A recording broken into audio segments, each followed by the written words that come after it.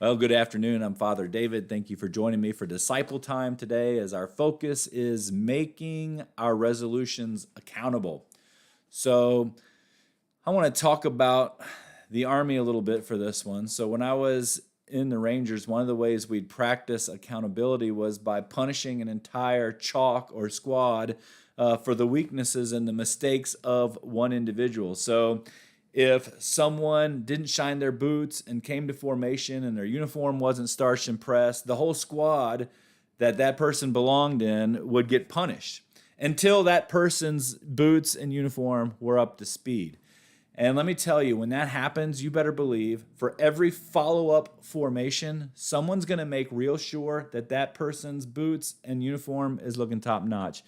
And it was like that for everything. So if one soldier failed to be able to qualify calling in indirect fire, his team was smoked. If one soldier was falling behind in a run, his team had to kind of help him catch up or get smoked. And if one soldier forgot his MREs out on a field problem, the whole squad had to break up some MREs and help share them or get smoked. And that kind of accountability is actually pretty effective in building team cohesion. And even though I tried many times, right, early on in our marriage, Lael would not let me punish the kids that way.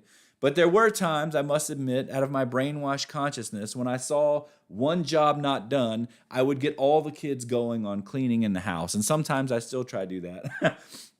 But now let's think about it more, right? And let's get our resolution in mind. Because what happens, right, if I have a problem implementing my resolution to love more, for instance? Let's say instead of love, I react with impatience and with anger and just a mean attitude. Is that not going to affect everyone around me? Of course it is. In the same way, if one soldier is not fit enough to run with the squad, it's going to affect the whole team. So, would one person's vindictive, angry personality infect a whole group? Of course. So, whether we want to admit it or not, right, we are all connected. We're all interconnected. And so, there is some accountability, right? No one lives in a vacuum. And that's why it's important for me, while I'm trying to become more loving, to also love and care for myself and to think about the things that I need to be happy and sustained and all that stuff. And in the Old Testament, here's something interesting from Sirach 35, 1 through 2. We see how things here require accountability and cause and affect relationships of things, right? So Sirach 35, 1 through 2 reads this: To keep the law is a great oblation, and he who observes the commandments sacrifices a peace offering. In works of charity, one offers fine flour, and when he gives alms, he presents his sacrifice of praise. And the idea is, if you're resolved to do something, whatever your resolution is, or anything really, there are some actions that should accompany those things that you've decided to do. And those accompanying actions, in a way, can kind of help us keep accountability. So we further see kind of an inspiring message in Sirach 35:12. It says, Give to the Most High as he has given to you, generously, according to your means. For the Lord is one who always repays, and he will give back to you sevenfold. And this is a positive look for, accountability, where God is rewarding you for doing something. And I shared this to point out also that God is not just a God of wrath, as we commonly kind of might assume as we read the Old Testament, but he is a God of blessing and of love and of mercy, and that's all through the Old Testament as well. And he held the nation of Israel to high account, it wasn't just to punish Israel, it was to guide them into living into what he had called them to do in a better way. And so the accountability with Israel was directly related to their call, which was kind of important. So Jesus reassures his own disciples really in a similar way in today's gospel from Mark chapter 10, verse 28 through 30. Peter began to say to Jesus, We have given up everything and followed you.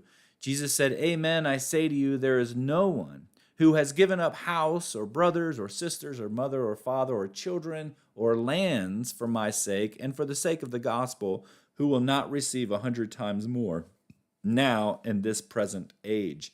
And again, the idea here is that nothing goes unnoticed. Nothing's happening in a vacuum. Even our sacrifice and suffering for the sake of what we're called into is not missed by God. And so he not only keeps us accountable, but he rewards us at the same time. So with that in mind, right, how are we doing with our resolutions, and how are we keeping them accountable? Or how are we keeping ourselves accountable to them? Now, I found that keeping a journal and kind of writing out your morning intentions and then following that up with an examine in the evening is a wonderful way to not only gauge your progress with your resolution, but also to keep yourself accountable to those early morning resolutions, right? And intentions.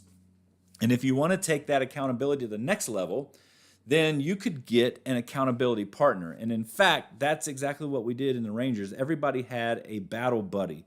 And it was the battle buddy's job to be accountable for his battle buddy. So the squad wouldn't suffer because of a slow run or a missed formation.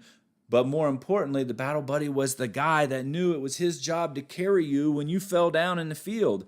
There wasn't a question about it. If somebody went down over there, that was the guy, if he was your battle buddy, that you had to carry or help get to the next point or whatever. And so how are you doing in terms of accountability? Do you have an accountability partner? You know, my accountability partner is my wife, Lael, and my kids, and all of them do a great job of reminding me when I'm falling short of my quest to be more loving. And so what's the application for today? It's this: get a battle buddy to help you with your resolution and to help you keep your resolution accountable. Well, I'm Father David. Thank you for joining me today for our last look at our Resolution Keeper series.